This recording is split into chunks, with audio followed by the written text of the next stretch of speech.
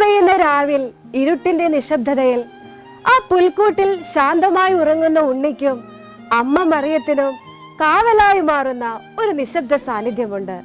വിശുദ്ധ യൗസേ പിതാവ്.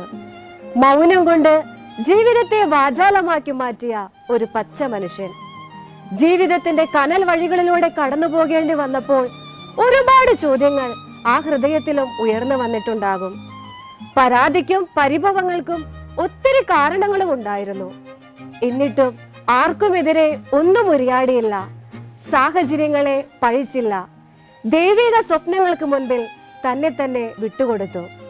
പ്രിയമുള്ളവരെ, ജീവിതത്തിന്റെ നിസ്സഹായതകളിലും ഇല്ലായ്മകളിലും 1000 ചോദ്യങ്ങൾ നമ്മുടെ മുൻപിലും ഉയർന്നു വരുന്നുണ്ടാകും.